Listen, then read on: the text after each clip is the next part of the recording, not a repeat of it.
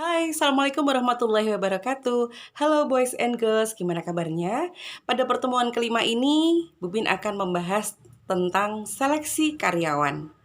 Pada pertemuan keempat kemarin kita sempat membahas tentang rekrutmen atau penarikan calon karyawan. Gimana supaya perusahaan bisa mengumpulkan sebanyak-banyaknya peminat untuk akan kita seleksi pada tahap selanjutnya.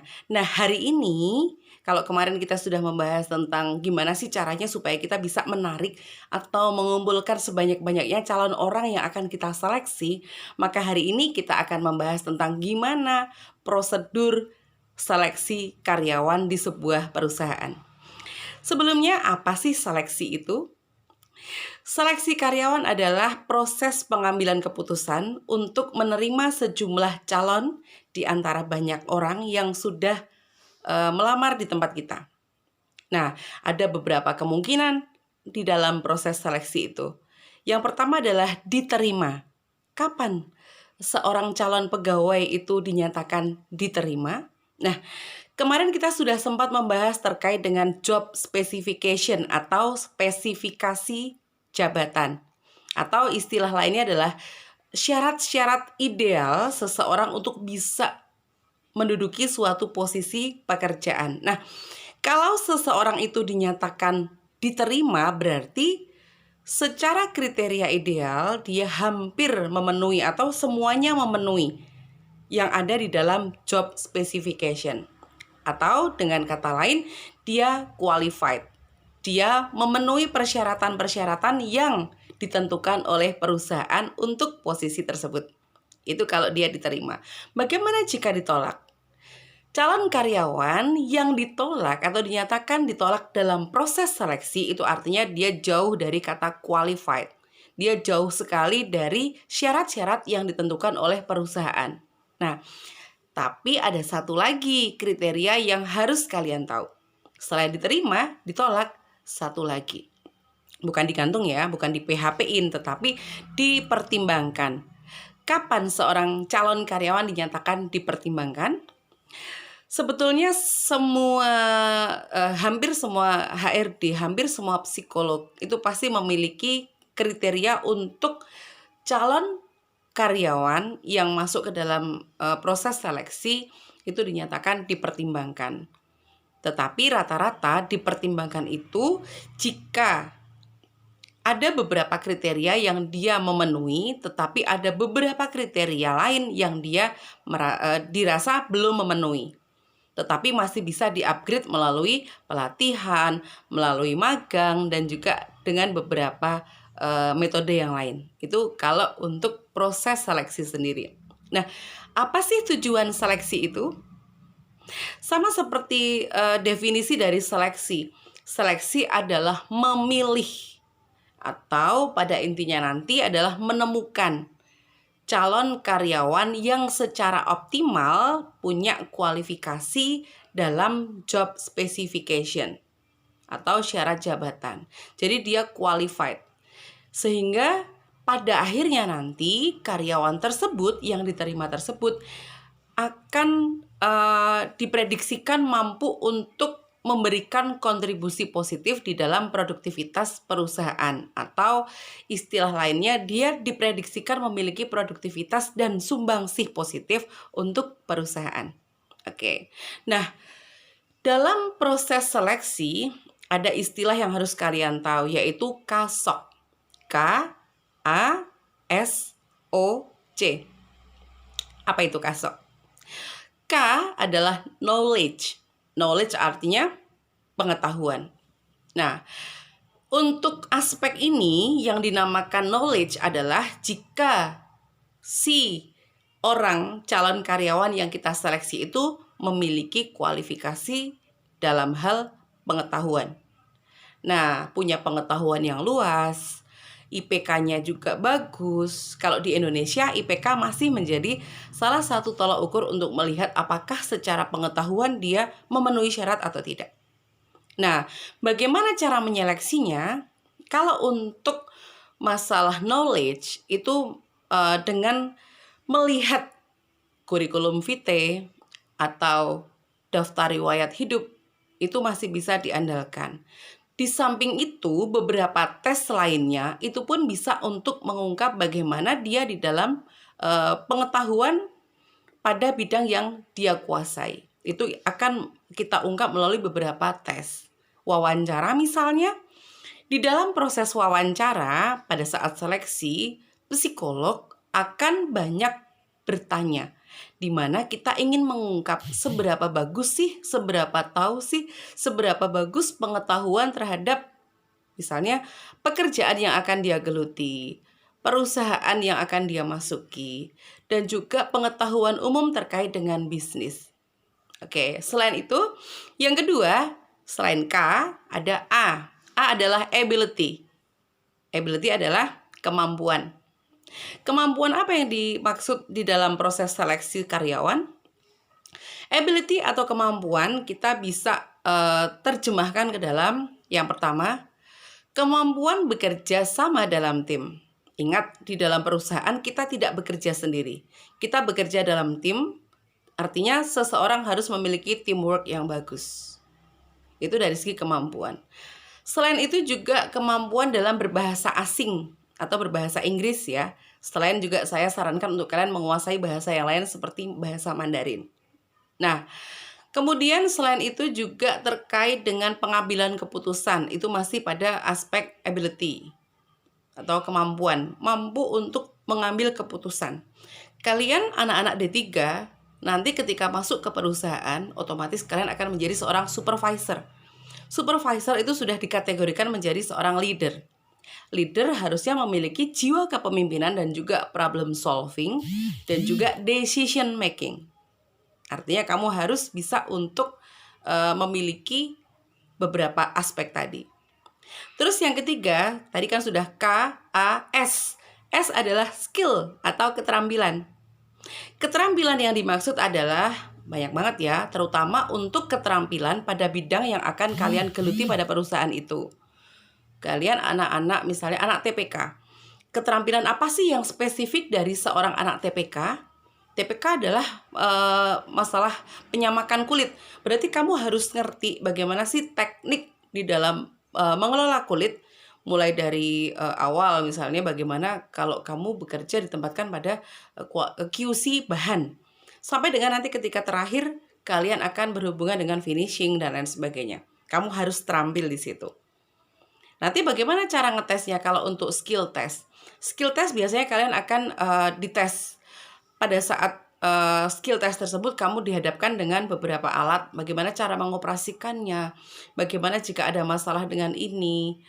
Selain masuk ke dalam satu kasuistika, kamu juga akan dibawa ke biasanya kalau di pabrik ya akan dibawa ke pabrik, kemudian kamu nanti akan ditunjukkan dengan beberapa alat, kemudian kamu nanti akan dites terkait dengan keterampilan kamu pada bidang tersebut. Itu skill test. Nah, selain itu K, A, S, dan O dan C adalah other characteristics. Other characteristic adalah karakteristik lain yang mendukung pekerjaanmu nanti di dalam perusahaan. Misalnya apa? Biasanya kalau dalam job specification atau syarat-syarat di dalam sebuah lowongan pekerjaan itu ada yang pertama adalah usia.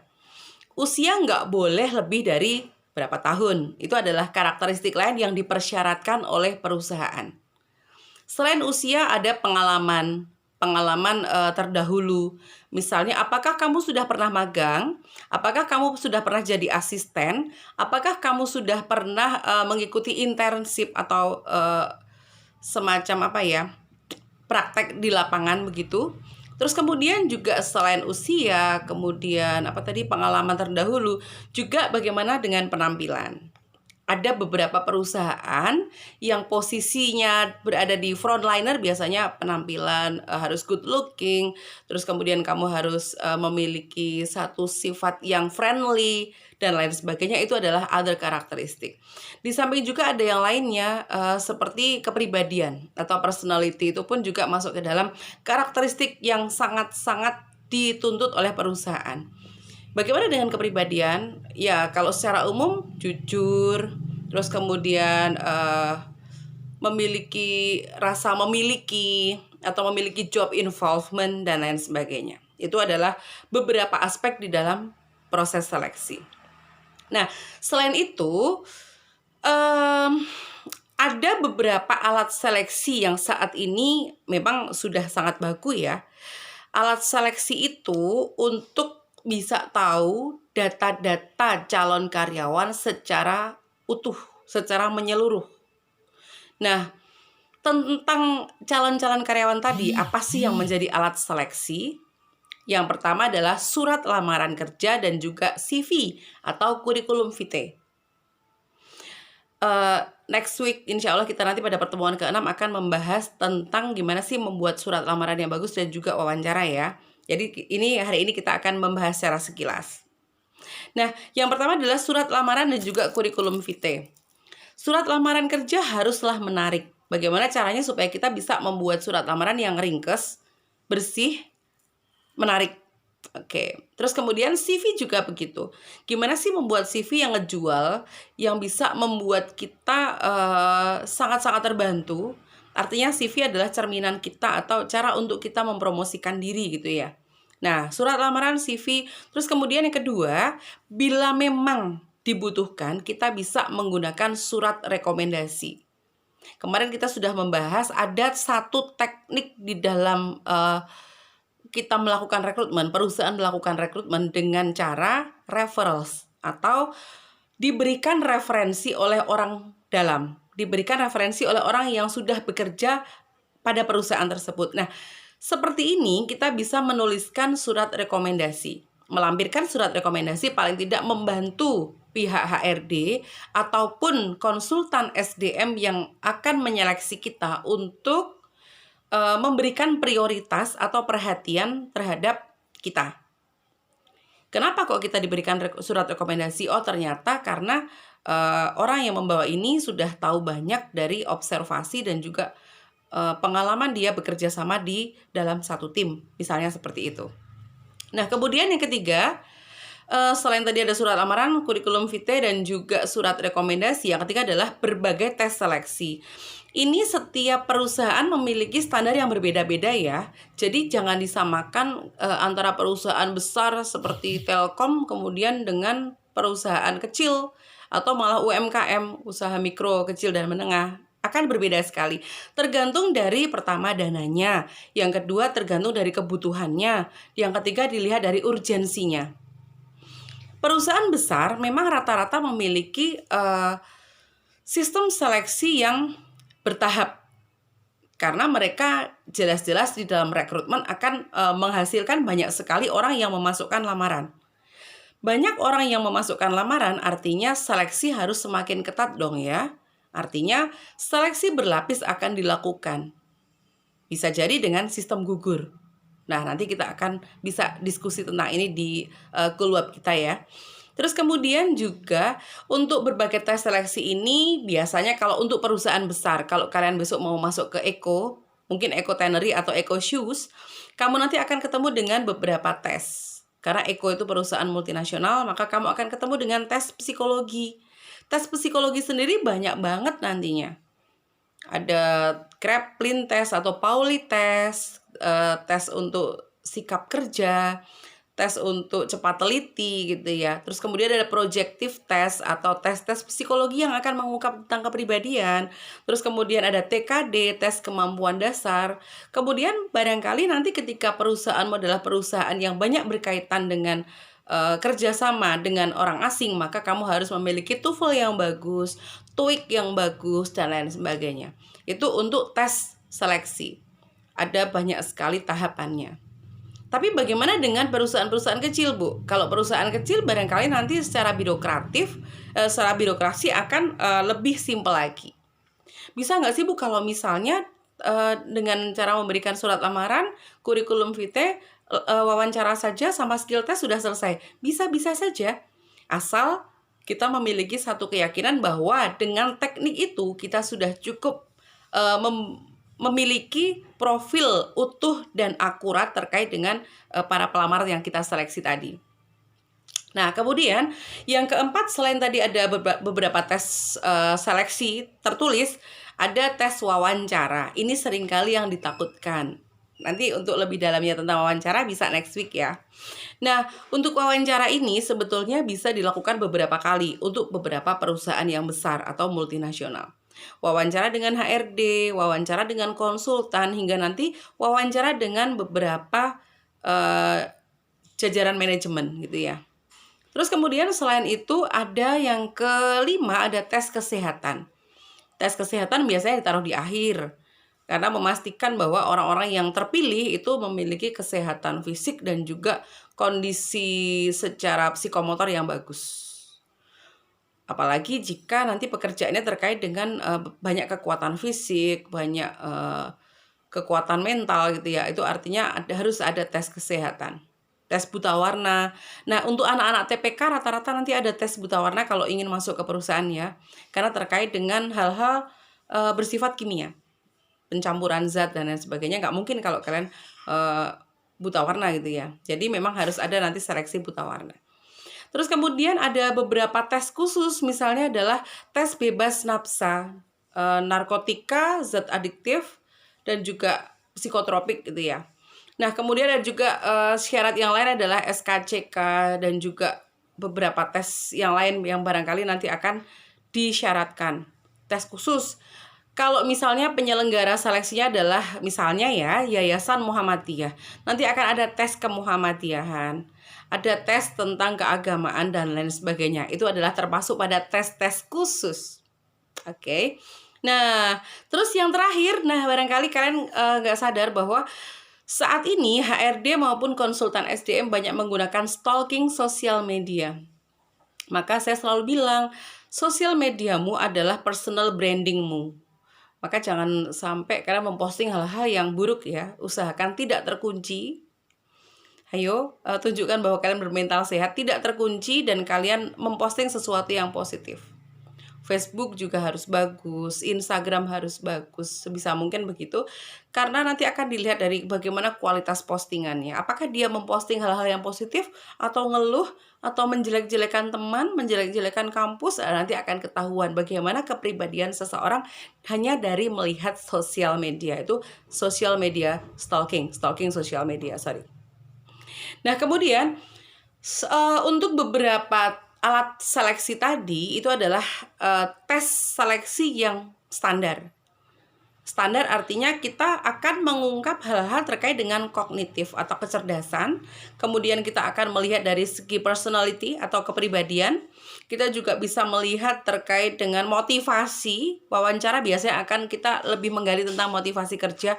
Kenapa Anda ingin bekerja di sini? Dan lain sebagainya. Itu terkait dengan motivasi.